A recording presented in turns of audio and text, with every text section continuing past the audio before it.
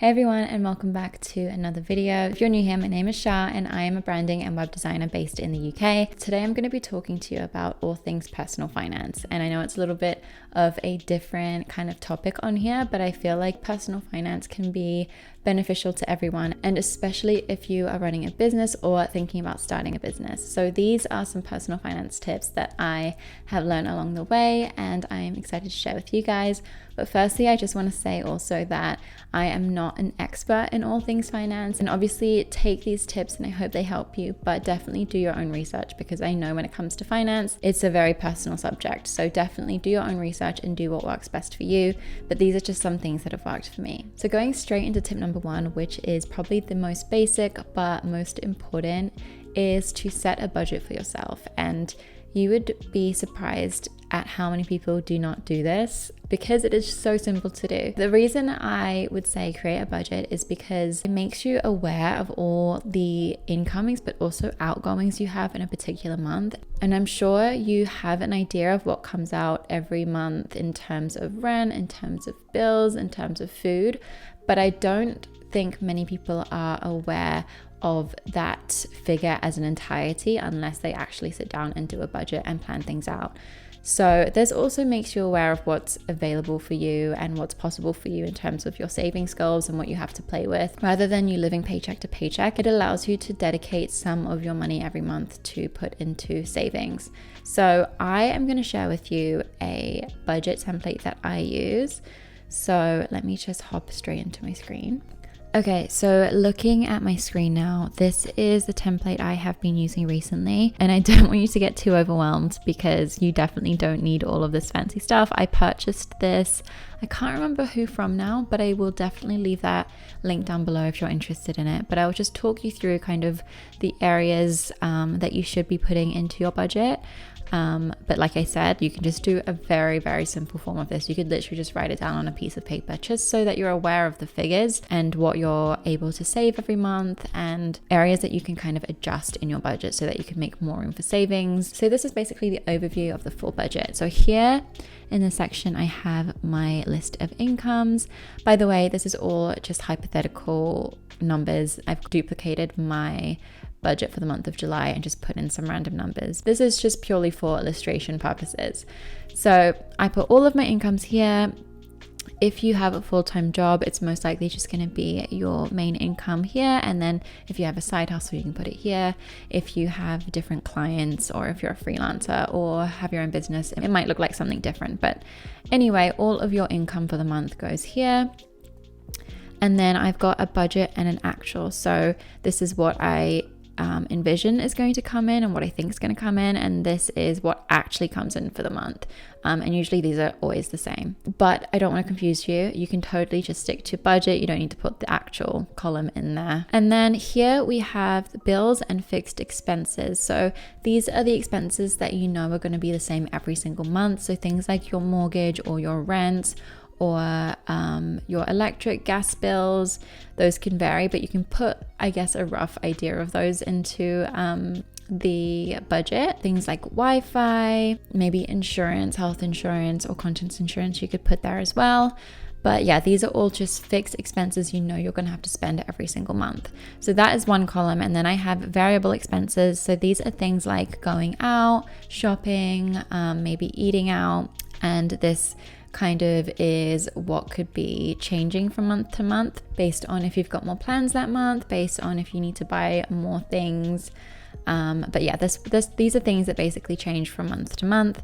And then your savings as well. So a lot of people say that it should be 50% fixed expenses, 30% variable expenses, and 20% savings. I'm not so rigid on the percentages, but I do know that I like to be quite strict with my budget for shopping and going out if I do need to save more. Like if I have a savings goal that I know I need to reach, I make sure that my priority is on that savings and I give myself a little bit less for shopping and going out that month.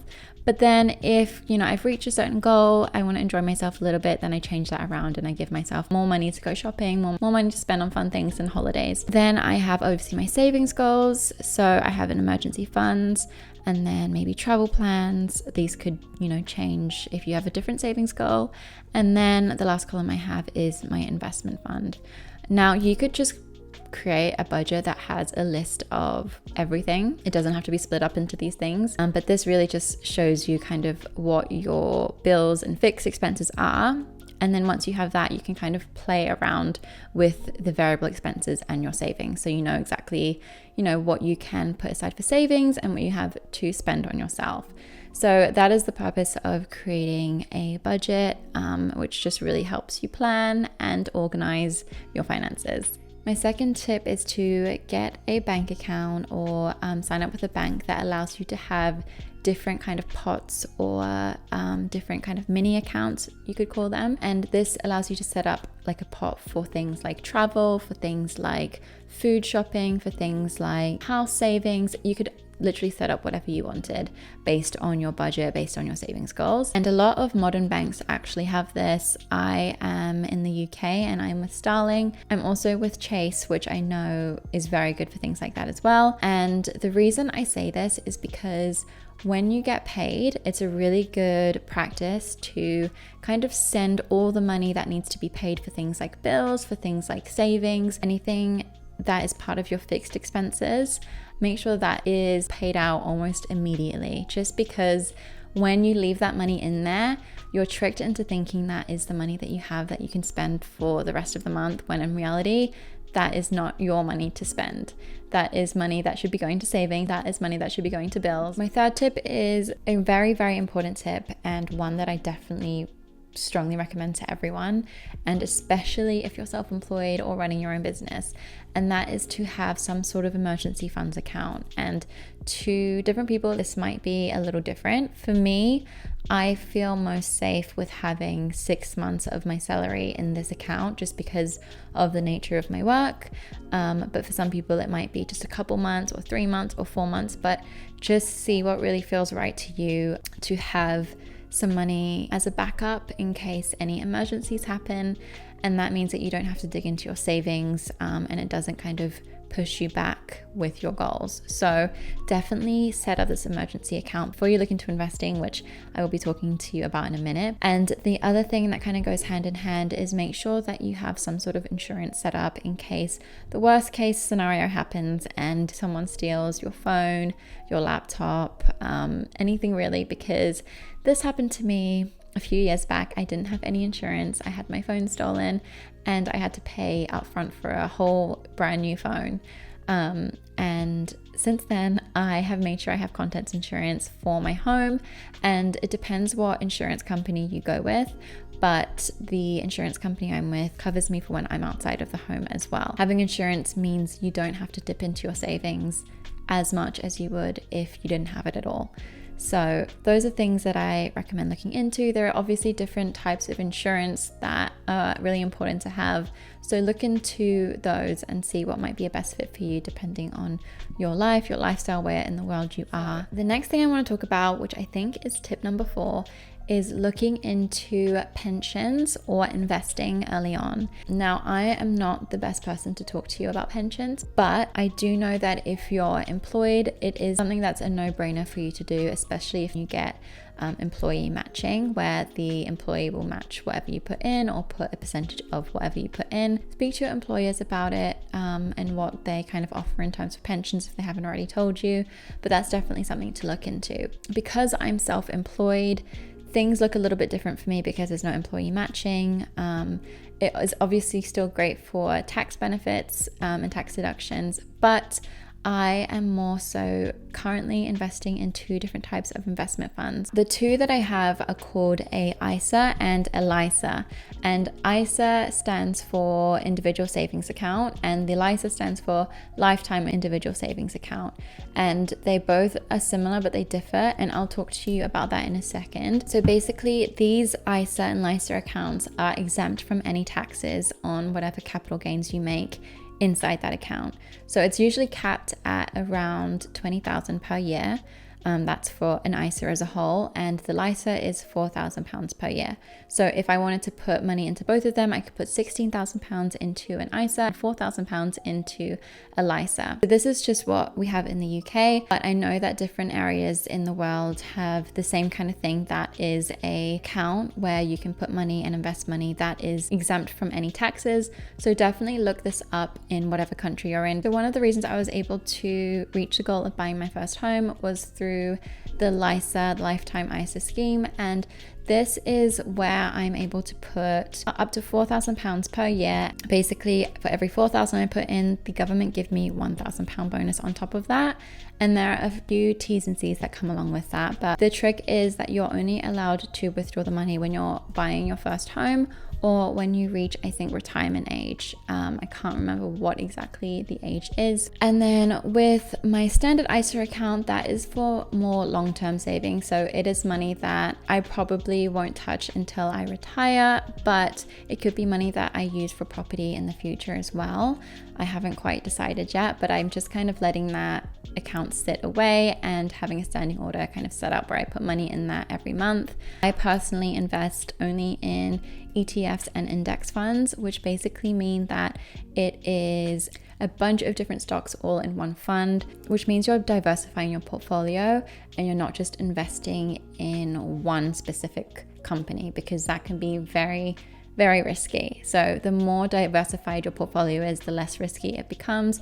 Obviously, with any type of investment, there is always risk and it goes up and down. So I would say if you're wanting to get into investing, do not look at this account every single day, because you might get a little bit scared when you see it plummet for a couple of days, because it does go up and down. That is just the nature of investments. You might be thinking, why would I risk putting my money in to ETFs and investments if it could lose money? Why should I not just leave it in my bank account where it's safe and there's no risk of me losing money? And to answer that question, it is because if you just leave money sitting in your bank account, it is going to depreciate over time because of inflation. So that money is going to be worth a lot less in, say, 10 to 20 to 30 years if you just keep it and don't do anything with it. Whereas if you put it into diversified investments, on average, the stock market return is about 10% per year. So you have years that are lower than that, and sometimes you have years that are a lot higher than that. But on average, based on the past, it is around 10% per year.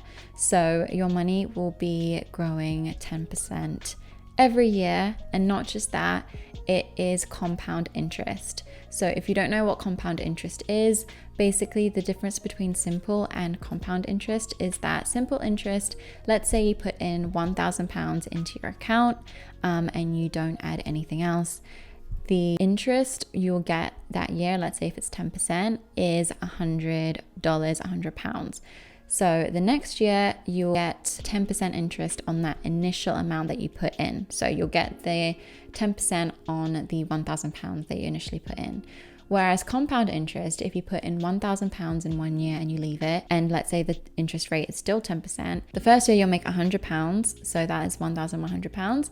And then the next year you'll make 10% interest on £1,100 rather than the £1,000 you initially put in. So each year it grows and grows and grows.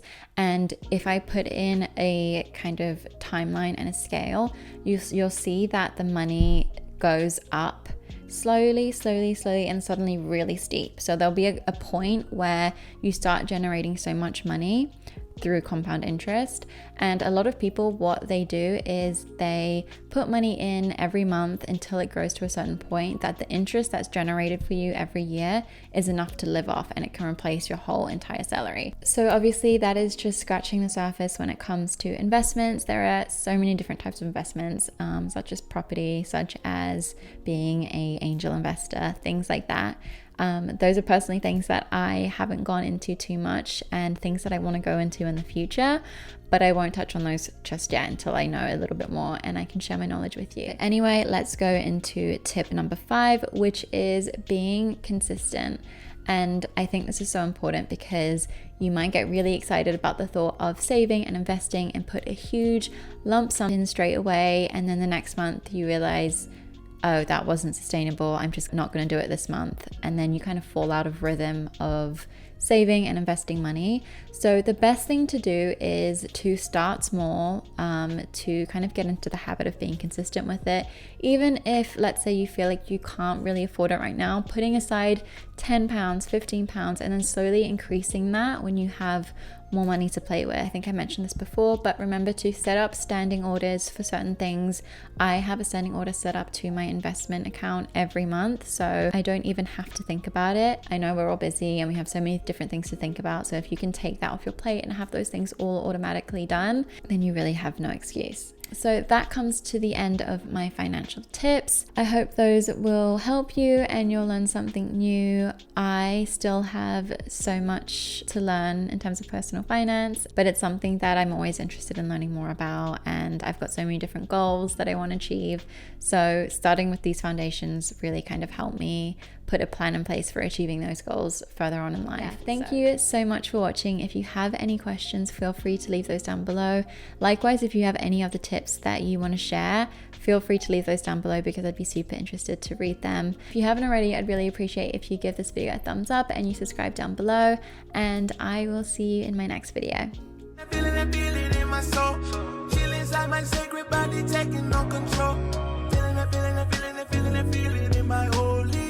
Sacrifice me, the curse I'm holding.